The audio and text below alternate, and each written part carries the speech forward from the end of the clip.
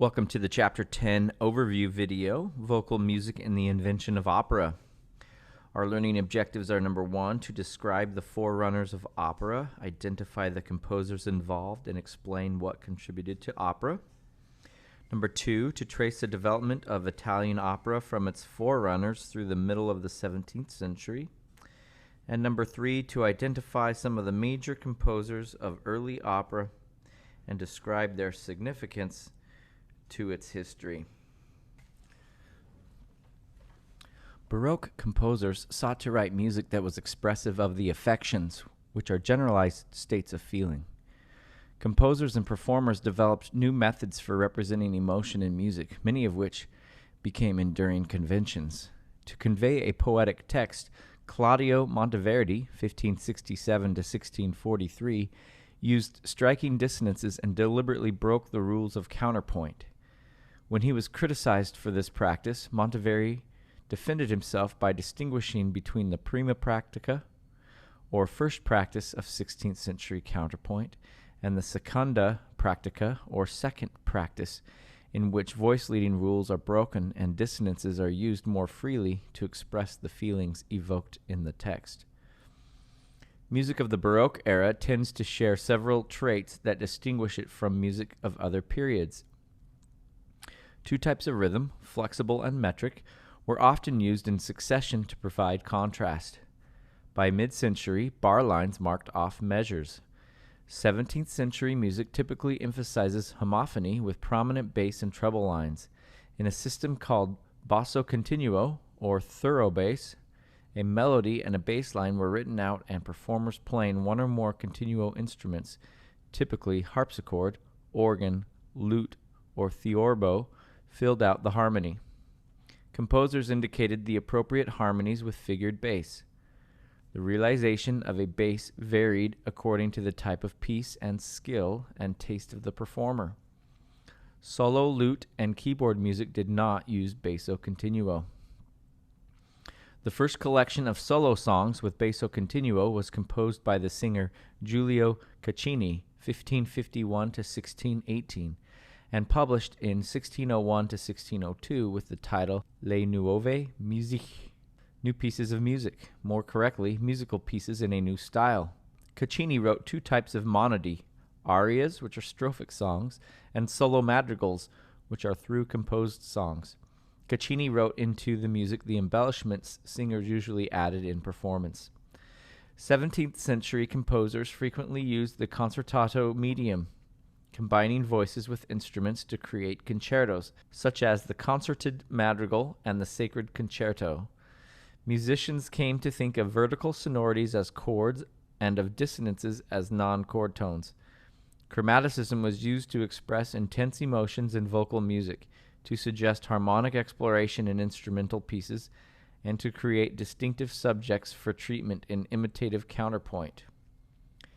A new kind of counterpoint evolved in which the lines had to fit the chords of the basso continuo so that the counterpoint was governed by harmony.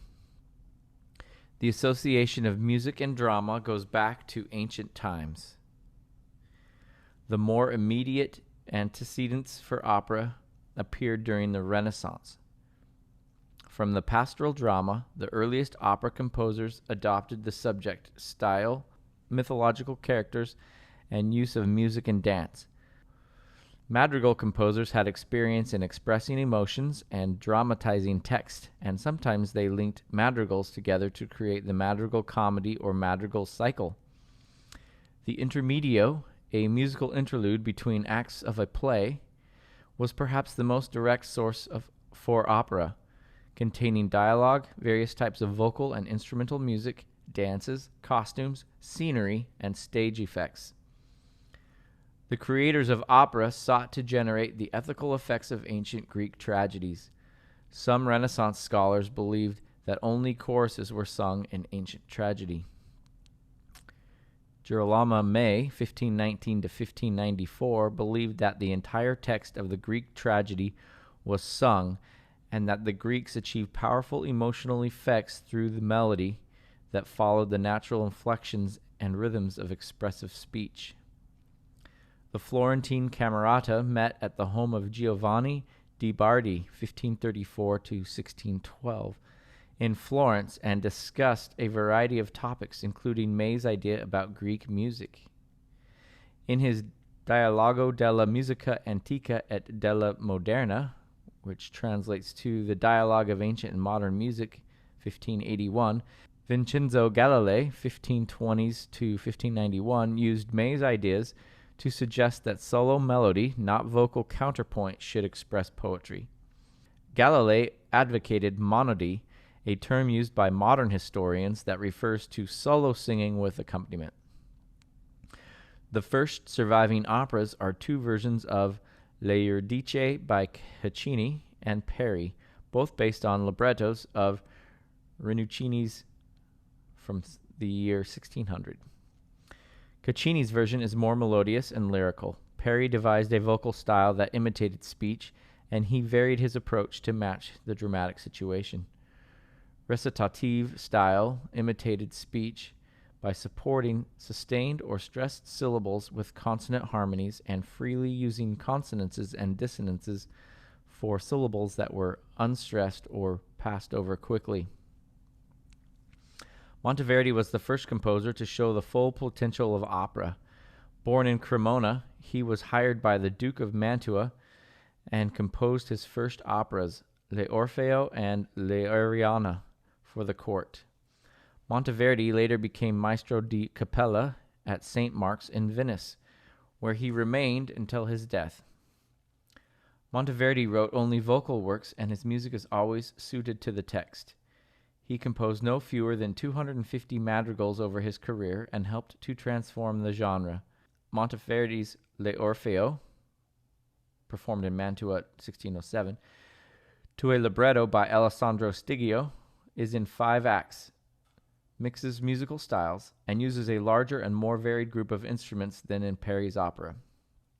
Like Peri, Monteverdi employed several kinds of monody, including strophic arias. Monteverdi also used duets, dances, ballettos, and ensemble madrigals to reflect the varying emotion of the drama.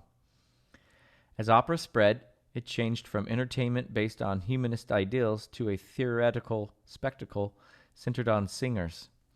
In the 1620s, the center for new developments in opera was Rome, where plot subjects were expanded to include religious and comic operas. Roman opera included clearly defined recitative and aria for solo singing, vocal ensembles, extended finals for each act, choral singing, dancing, and an opening sinfonia. Castrati sang the female roles in Roman opera because women were not allowed to sing on stage. Elsewhere, they mostly sang male roles. In Venice, the first public opera house, Teatro San Cassiano, opened to a paying public in 1637. Venice was ideal for public opera, with many visitors in carnival season, wealthy backers, and a steady audience. Plots were drawn from mythology, epics, and Roman history and featured dramatic conflicts and striking stage effects. Monteverdi wrote 3 operas for Venice, of which 2 survive: Il Ritorno di Ulisse, The Return of Ulysses, 1640, and Le Incoronazione di Popea, The Coronation of Popea, 1643. For Popea, Monteverdi changed styles frequently to reflect the characters and their feelings, using recitative aria styles and recitative ariosa or arioso. After Monteverdi, the leading Venetian opera composer was Francesco Cavalli, 1602 to 1676, and Antonio Sesti, 1623 to 1669. Italian opera had acquired the main features it would retain without significant change essentially for the next 200 years. 1. Concentration on solo singing rather than ensembles and instrumental music. 2. The separation of recitative and aria. And 3. The introduction of distinctive styles and forms for the arias, which drew the most attention from composers and audiences. For your 25-point quiz, I would know the following. Know about first and second practice, see page 183. Know about Monteverdi and his counterpoint. Know that bar lines were introduced in the 17th century. Know the new texture in the Baroque period. See page 185. Know about basso continuo. Know about basso continuo instruments. See page 185. Know what figured bass is. Know about arias. Know about Caccini. See page 185 and 186. Know about concertato ensembles. See page 186. Know about Corelli and Lully. Page 188. Know what intermedi is. See page 189. Know about pastoral dramas. Know about Greek drama and its restoration. See page 189. Know about Girolamo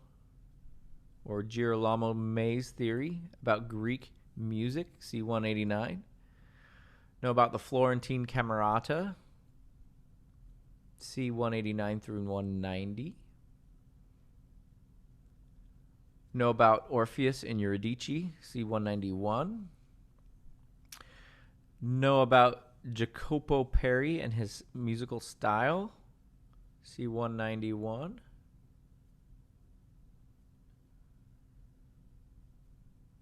Know about Monteverdi's Orfeo. Know about Francesca Caccini.